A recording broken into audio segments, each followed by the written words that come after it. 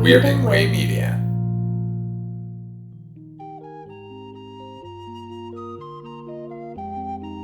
Right, Mr. Walters? You see that guy over there? Now, he's an actor. The guy on the phone, he's a prize fighter. Me, I'm a cab driver. I'm the only cab driver in this place. Good evening and welcome to Night Mr. Walters, a taxi podcast. I'm HP, your co-host, and with me, as always, is my co-host, Father Malone. Father Malone, how are you this evening? HP, I think Louie De Palma's in the Epstein files. I think you're right, based on what we see him do, all the shenanigans in this episode, but we'll get to that.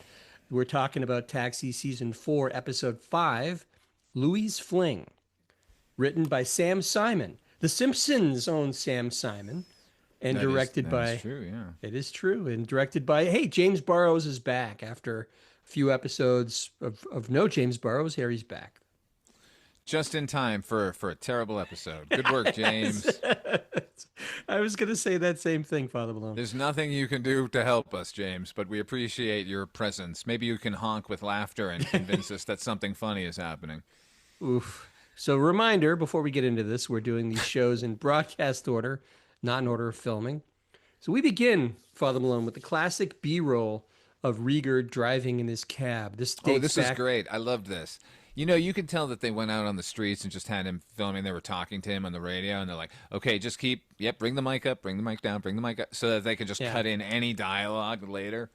It's very utilitarian. And this obviously, I think this dates back to the infamous Angela's Back episode where Rieger has to hit the streets. Yeesh. Look, remember, he's searching for Angela. Yeah. We also got a New York skyline in silhouette here at the beginning, which was very lovely. Yes, and we'll see that actually in the next episode as well, I think. So weirdly, as we're watching this, what you're describing came to pass. There's a looped exposition of Louie. He's crowing to Rieger about how cold it is and how Louie's going to be cuddling with his girlfriend Zena while Rieger is braving the cold weather in his cab. HP, you know what I wrote here when he announced that? Yeah. Ugh, Zena.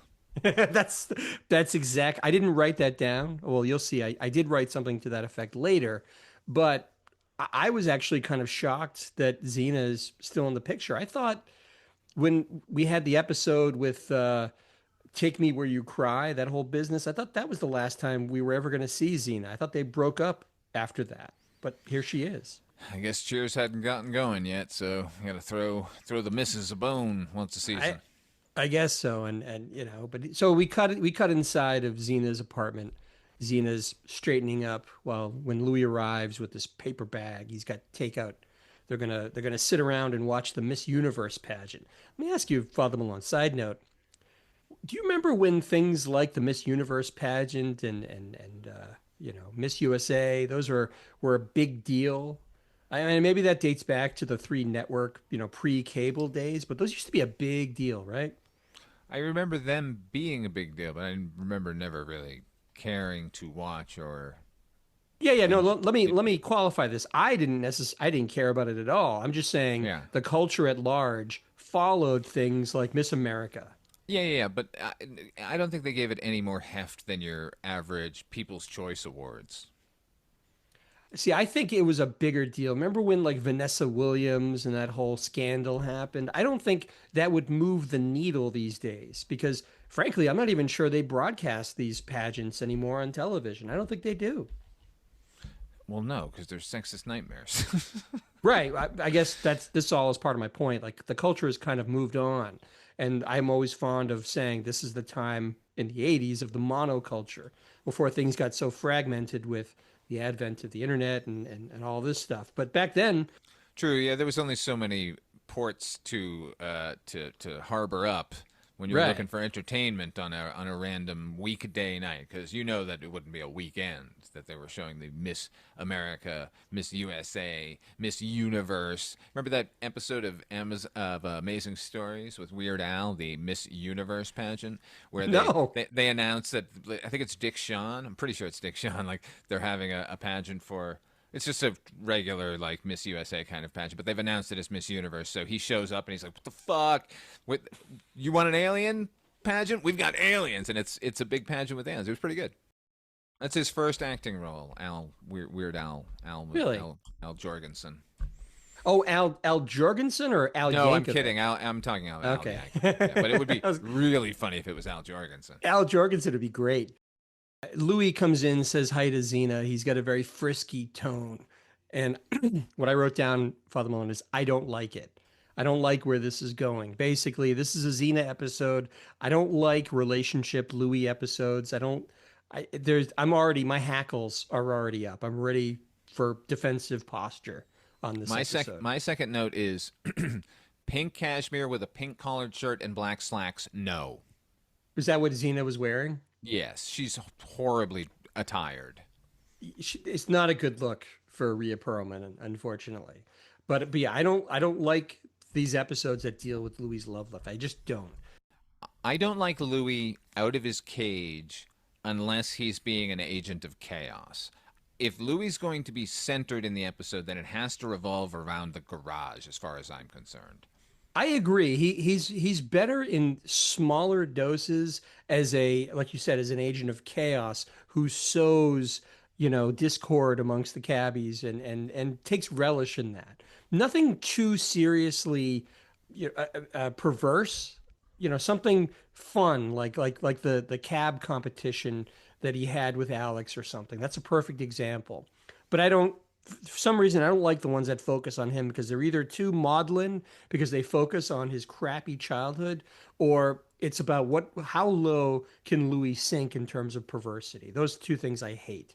So I think, you know, Yeah, I'm not a big fan of them attempting to get us to cotton to Louis as a decent human being deep down. Like, I love how fucking vitriolic and mean he is at all times. And I also know that he's not a decent guy, but he's a character worth investing time and effort into. But come on, man. Like, don't try and make me. Particularly when he's being a dick. He's like, this episode is so schizophrenic. It's like 50% him being an asshole and 50% like we're supposed to feel bad for him, I think.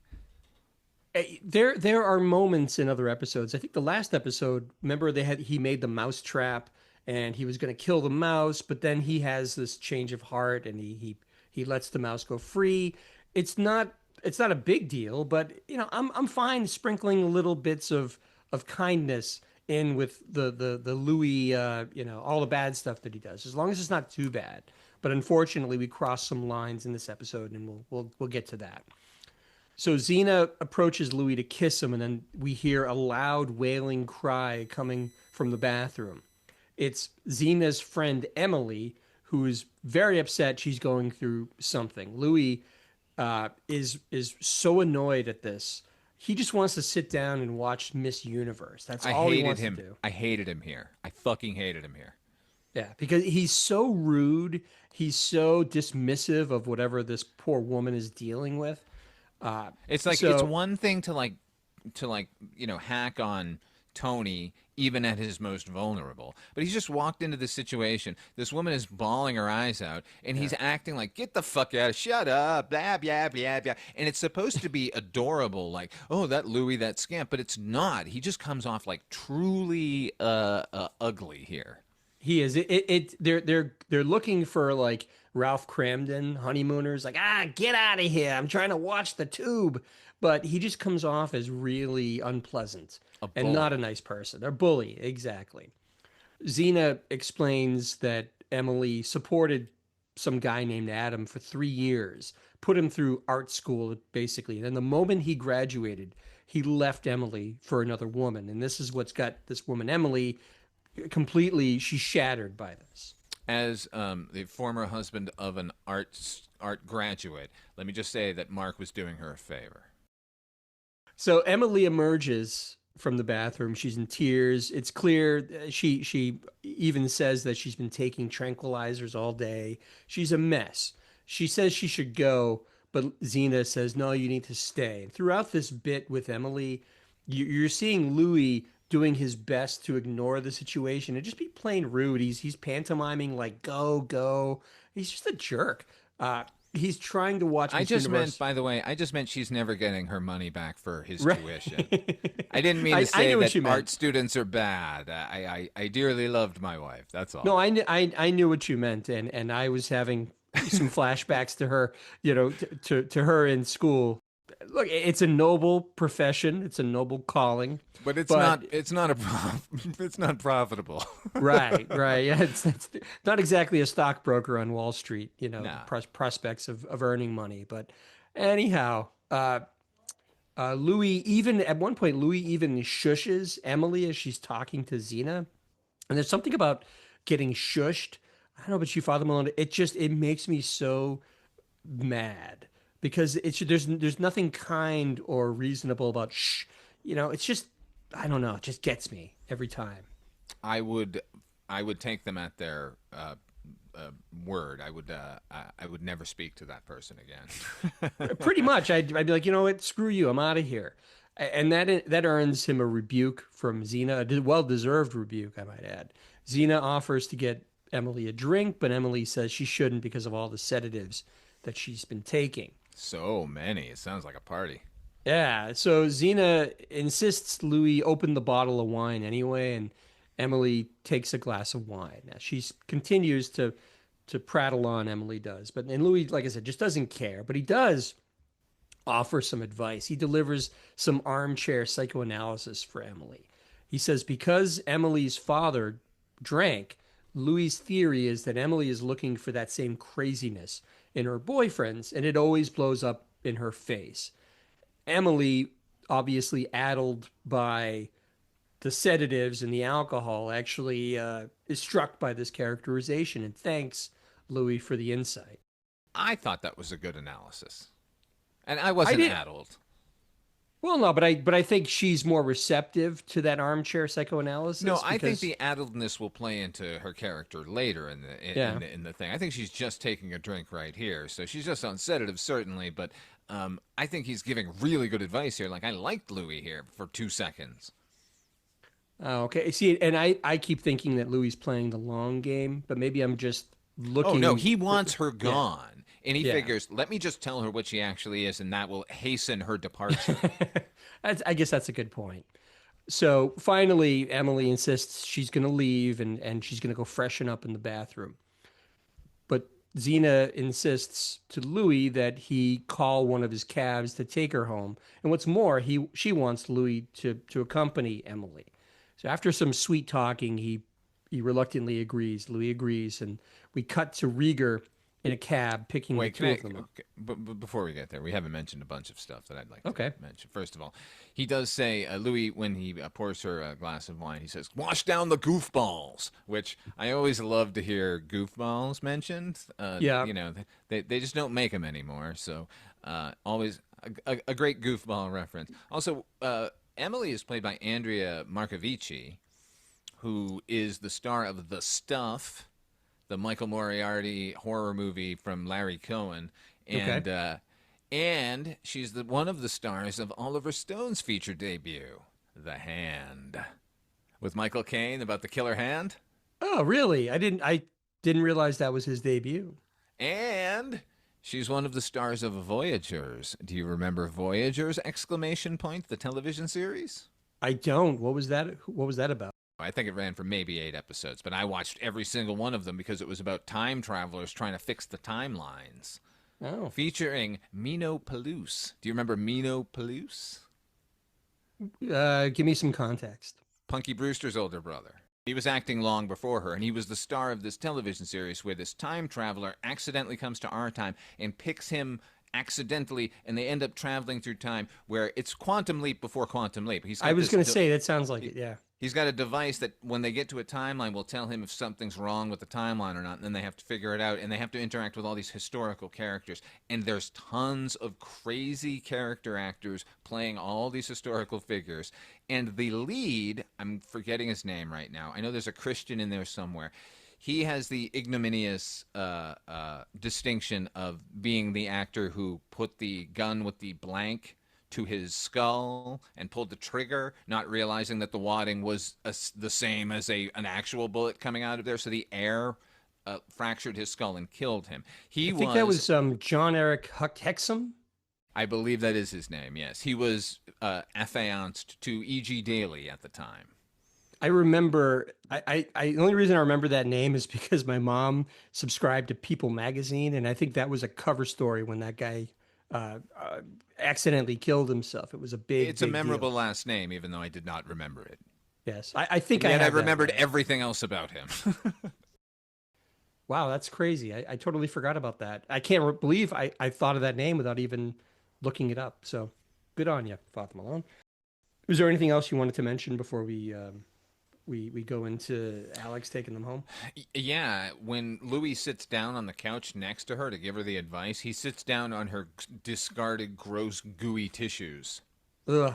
That's one thing I find kind of gross about this episode is because the woman playing Emily, like all she's really called upon in this episode, and in fact she appears in a future episode, the same character, she reprises the same character, but my whole takeaway is that she spends it basically crying and sniffling the whole time, so she's always got, like you said, wadded up tissues with gross stuff on them, and it's just not it's not a good look, and it's not a good vibe that she it's the character, it's not the actress's fault, but there's something about that I always found a little bit kind of gross.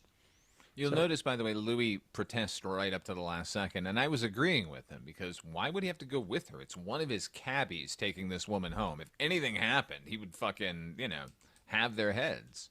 But anyway, the episode has to play out the way it plays out. It does, and I think that's somewhat believable because obviously Zena and Louie's relationship has always been rather tenuous. So I could see her being like, you know what, if you're going to be such a jerk about this, Louie, not only are you going to get one of your cabs to take her home, but you're going to go with her and you're going to walk her up to her apartment personally. I could see her being like, you know what, screw you. Like I'm going to take away Miss Universe from you one way or another tonight. If that's the only thing. Yeah, I think he would have said at that point, like, I got her to, I made her happy. She's going home. She's going to sleep it off. Let me watch the fucking thing, But whatever. It would have been a very different episode had he just stuck to his guns and just stayed home. But we'll see where this goes. So Rieger's there. He picks the two of them up. Louis gives Rieger the address and settles back in the back seat with Emily. He introduces Emily to Rieger and cautions Rieger to take it easy because she just got dumped. And then Emily gets into this thing where she says that Rieger reminds her of this ex-boyfriend, and she starts becoming hostile to Rieger for no good reason, which I actually thought was kind of funny. That was funny. And she starts ripping old mementos of the boyfriend in the back of the cab. She's kind of goes into this fit of anger directed towards his ex-boyfriend. Finally, they arrive at the apartment, and then Rieger insists that Louis walk her to her apartment because there's some discussion about how sketchy the neighborhood looks. It's dark and it's nighttime, whatever. I guess any neighborhood can look a bit sinister at night. So Louis angrily agrees, but insists that Rieger has to wait for him there.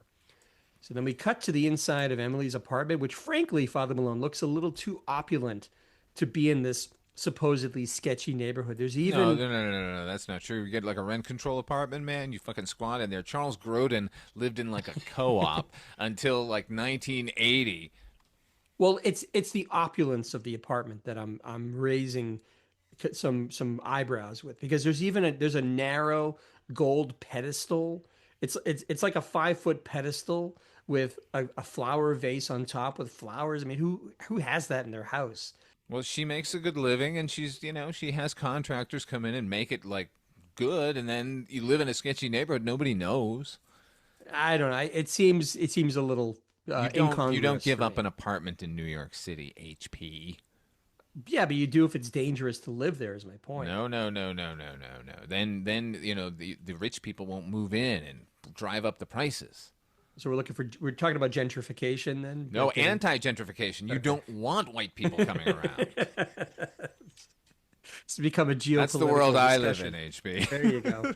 So I just thought that this vase on the pedestal made it look like a museum. I thought it was a bad touch with the normally solid set decoration that we see on Taxi. Emily thanks Louis for taking her home, and she even smiles when Louis makes a joke. He observes, "Hey, you're smiling now." And then Emily, now she's really getting sort of addled with the drink, and all the drugs that she's been taking. So she starts complimenting Louie and says that he's a wonderful man, and it stops him in his tracks. He's on his way out the door, but all of a sudden, you see that Louis has sex on his mind because he has that look of like, oh, okay, I sense an opportunity here. She's drunk, she's heavily sedated, and this is really where I kind of checked out of the episode, Father Malone, because we've seen Louis do a lot of bad things in the course of 4 seasons so far. Up to this point, I'm going to say this is the worst thing that he does. Yeah, he has sex with a woman without her consent, really. Without her consent.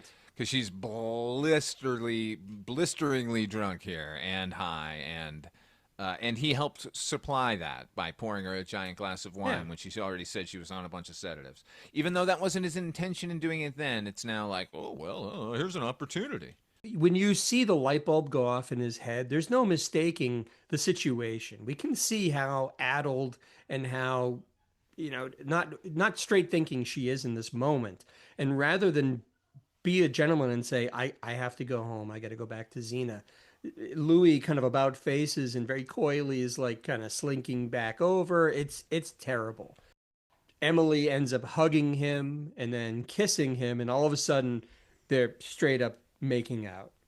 They pull apart. Louis apologizes for a moment, but then Emily convinces him that she actually wants him to stay, and now they start making out all over again as we fade to commercial. So we cut to the garage at this point. Louis asks Rieger what he owes him for last night. Louis asks Rieger how long it took him to realize he was going to quote unquote score with Emily.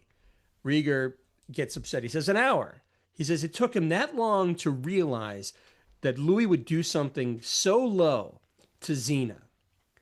And then Tony hears all this happening, and Tony is appalled that Louis would make Alex wait. But then Alex tells him that he doesn't even know what he's talking about, because then Alex explains to Tony that what he's really upset about isn't the fact that he had to wait for an hour. It's the fact that Louis spent the night with Zena's best friend. He had sex with Zena's best friend. I think we can agree that this is truly a new low for Louis. Just when you think he can't sink any lower, he somehow finds a way to surpass that. Louis doesn't think he did anything wrong, by the way. Right. In his mind. But like across the board, he doesn't think he did anything wrong. Well, but that's par for the course with Louis, because he rarely takes responsibility for his actions until he's called on it by the person or persons that he's wronged. And then, sometimes, not always, when he's confronted with this, he kind of realizes the error of his ways. But it does take somebody.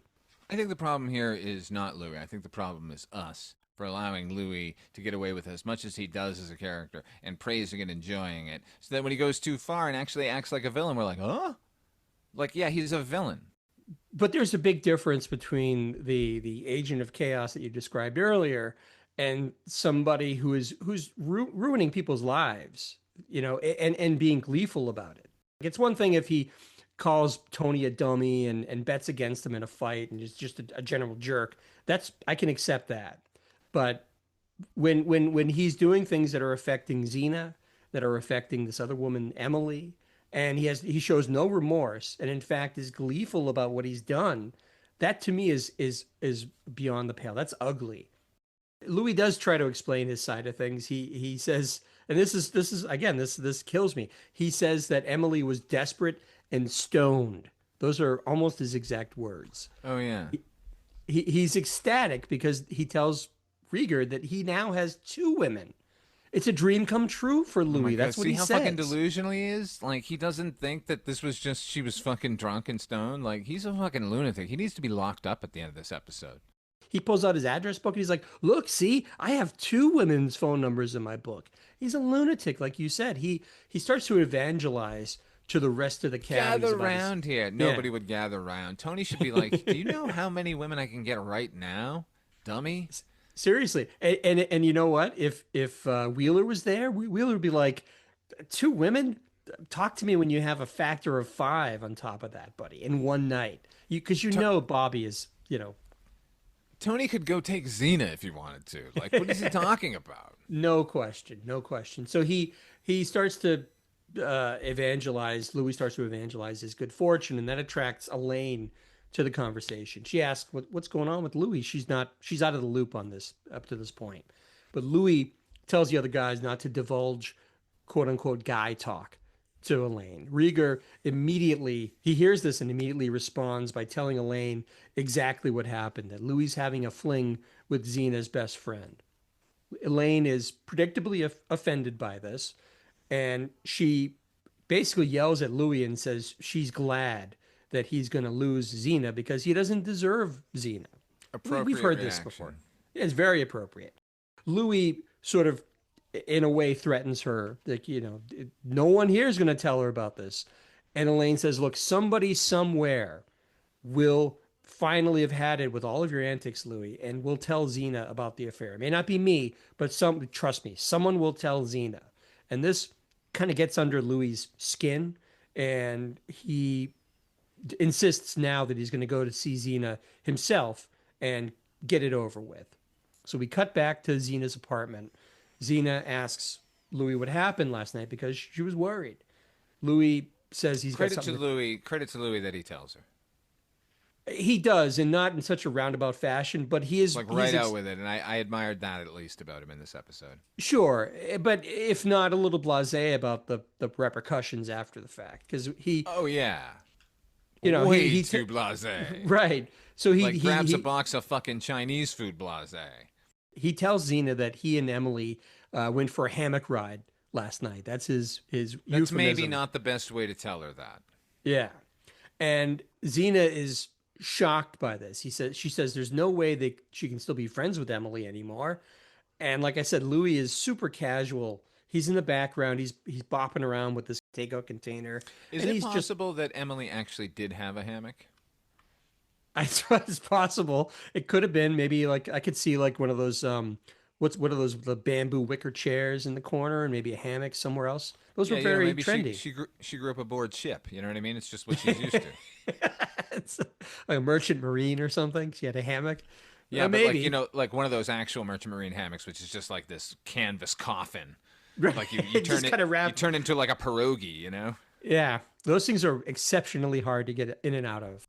Oof, I would not. I mean, I could take the regular like swaying in the backyard hammock. Like, yeah, sure, I'd sleep on that. But like I said, Louis is just kind of idly eating Chinese food in the background. He doesn't care. Zena yells at Louis at this point, tells him to leave. She doesn't want to know him anymore. She's finally had it. Louis tries to convince Zena that Emily was a temptress who seduced him. Louis then goes on to add, like, well, how long does Zena think that this thing with Emily will go on for? Implying that he's not just going to break up with her. Like, this wasn't just this one night fling for Louis. He's implying that he's going to continue to see Emily, at least for a while.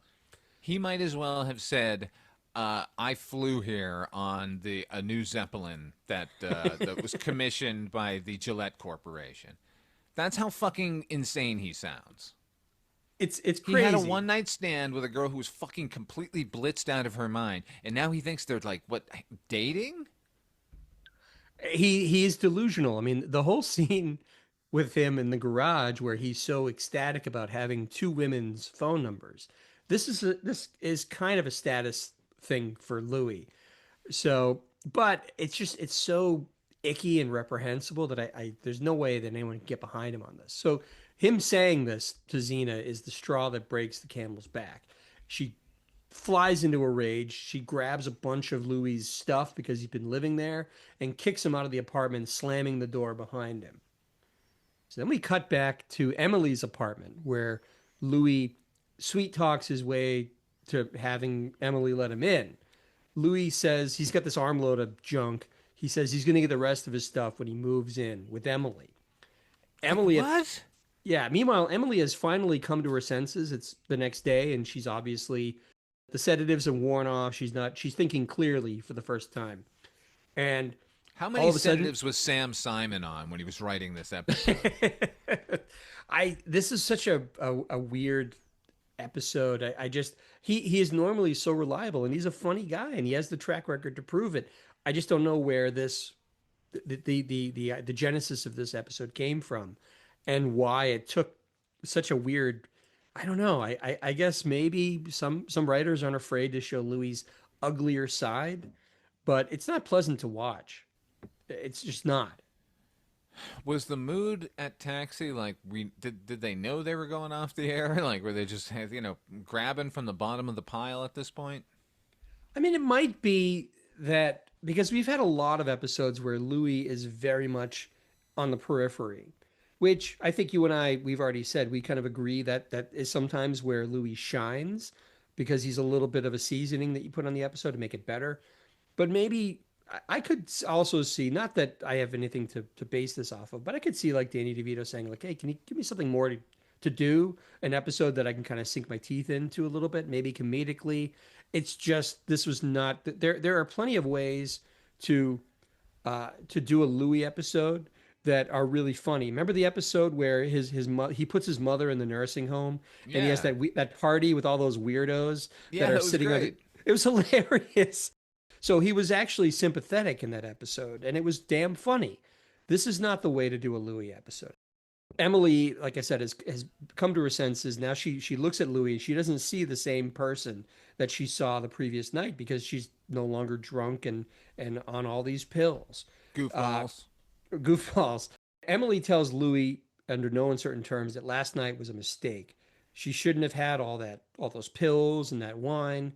She tells Louis in the light of day, Louis, you're disgusting. And who can argue with her? Louis protests. He tries to, argue for staying, but then Emily tells Louis that her boyfriend, the one that she was so broken up about, wants her back and he's going to be there at any minute. Louis says he's lost Zena. Emily is all that he has left. And at that point, the buzzer rings. Emily says, I'm going to go stall him. You take the freight elevator out through the cellar. Like this ignominious exit that he has to sneak out of the building. He's lucky he's getting that. Seriously, I thought for a minute maybe he was going to have to like hide under the bed like he did. Remember when his boss's wife picked him to have a fling with, and they're never going to see him again. Remember he had to hide under the bed. Where we were sympathetic with him in that one. So now we cut back to the garage. It's late at night. Alex is the only one there. He's standing off to the side reading a newspaper. Louis walks in, completely pathetic. He's still carrying this armload of crap from Zena's apartment. Louis sees Rieger and thanks God that Alex is there. Louis tells Alex that he's at the lowest point of his whole life. Zena threw him out, and Emily finally sobered up and doesn't want him anymore. Now he has nothing. Alex is disgusted at Louis, and he tries to leave, but Louis is now hysterical, and he won't let Alex leave. Louis realizes that he's lost Zena, but Rieger says there's something obvious that he can do to fix this. But then he stops himself and he says, you know what? I'm glad Zena's finally getting rid of you, Louis, because you're getting your just desserts. Louis starts to cry, wishing that he didn't do what he did. And Alex, seeing this, takes pity on him and tells Louis that go and tell Zena that you've given up Emily for her. And you promise her that you're going to spend the rest of your life making this up to Zena. Maybe that'll work. Maybe Zena might talk to her friend Emily at some point and realize that none of what he's about to try and do is true at all. And obviously, it's, the whole thing is a fucking ruse. True, but as far as Hail Marys go, this is all that Louis has. Alex is right. This is the only chance that he might have to save his relationship. I mean, it implies a little white lie, but that's all he can do. So hearing this, it's like a switch is flipped, and all of a sudden Louis stops crying, and he perks up and he says, "Oh, that's a great plan. I'm going to do that." And he kind of cruelly, I thought, Louis says that he knew that some crocodile tears would cause Alex to have pity on him, and he gets up to leave, and Rieger is really, really mad at himself. He stands up and he's like, "Damn it! How could I fall for that again?" And he's upset with how he let this happen. And then just before Louis leaves, He hits him with a tire iron, killing Louie De Palma and ridding the world of yet another rapist. It would have been an interesting ending, but what Louis does is he basically whispers to Alex, "Look, the tears were real." And then as Rieger watches Louis skulk out of the garage, mercifully, Father Malone, we fade to black. That's the end of the episode. We don't have to see Louis this thing play out where he goes to Zena's house and whatever. So that's I like my Death Wish ending. Yeah, it would have certainly livened up the ending. Want to hear my Charles Bronson impression? Sure. Oh, I wish I was dead. There's something about like he takes the word dead and makes it 2 syllables. I think that's one of the keys to a good Charles Bronson. Dead. I can't do it, but it's a good one. So that is it for Louis' Fling. Now, Father Malone, we're going to talk about yellow lights. What does a yellow light mean? Reminder, we grade each episode on a scale from 1 to 5 yellow lights. 1 is the worst Taxi episode. 5 is the best Taxi episode. And as is our custom, we're going to kick it to you first. What do you give Louis' Fling, Father Malone? Uno.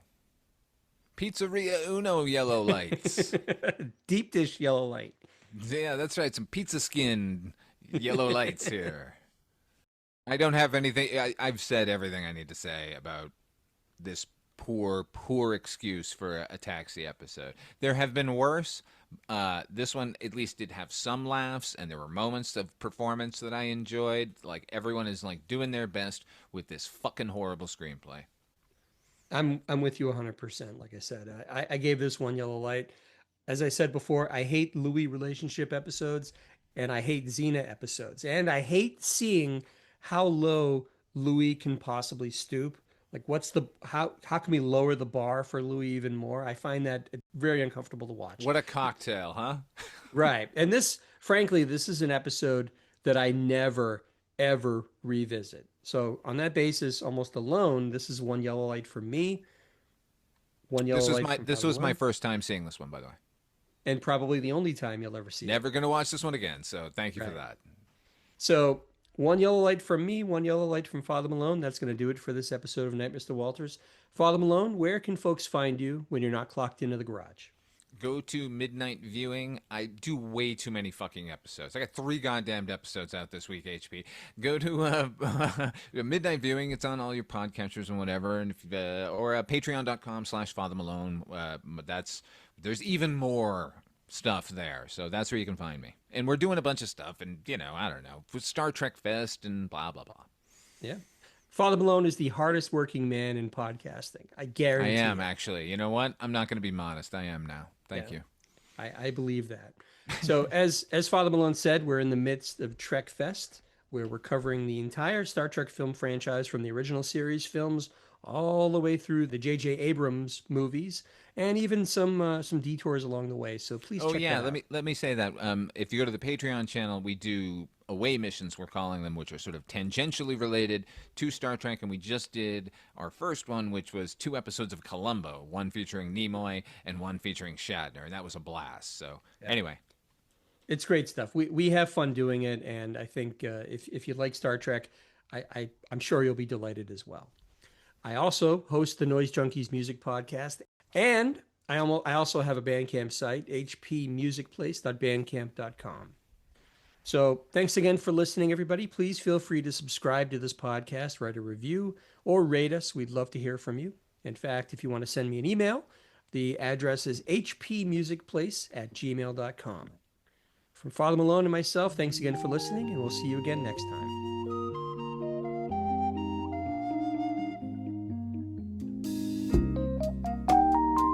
Night, Mr. Walters.